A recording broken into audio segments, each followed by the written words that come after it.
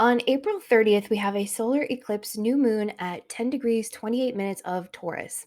Now, eclipse season is something that a lot of people really get excited about because this is game changer energy. It's memorable moments.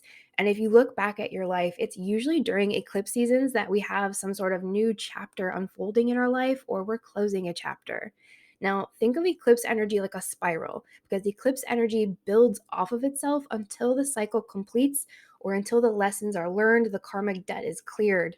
And this particular eclipse cycle, it doesn't complete until the year 2700 something. So clearly, we've got a long ways to go in terms of clearing this karmic debt, learning the many layers of these life lessons.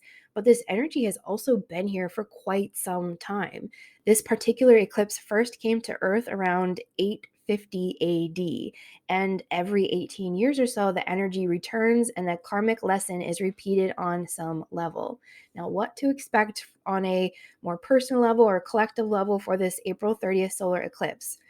Taurus is the lover of the zodiac, and that's where the eclipse is happening in the sign of Taurus. Taurus is a very feminine energy, it's ruled by Venus, and it's the natural ruler of the second house of the zodiac. So there's money, wealth, stability, love, the throat chakra, the senses, the physical body, and luxury in its most empowered state. In its shadowed state, there's stubbornness, lazy, frugal, closed minded, rigid, kind of harsh feelings.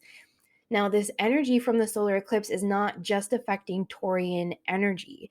If you are a sun, moon, rising, ascendant, or if you have planets like Mercury, Venus, Mars, Saturn, Jupiter on 10 degrees or within 10 degrees of the signs of Taurus, Scorpio, Aquarius, Leo, you're most likely to feel this eclipse energy.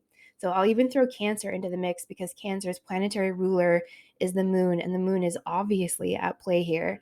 Now, because eclipse energy is cyclical, we can actually look back at what was going on in our life around April 2004, because that was the last time that we experienced this uh, flavoring of a solar eclipse. Now, if this applies to you, prior to 2004, the most recent round of this Taurus Scorpio axis eclipse energy was April 1986. If you have access to a journal, social media posts, photo albums, you can try to look through them and try to remember what was going on in your life around April 2004 or April 1986, because a version or a flavoring of that energy is resurfacing during the solar eclipse on April 30th.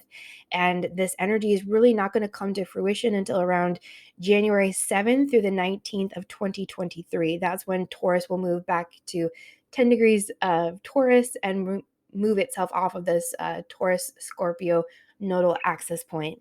Now, the solar eclipse will be most visible in parts of Antarctica, southern South America, and Pacific and Atlantic Oceans. So, expect to see these locations in the news or be most impacted by the eclipse energy.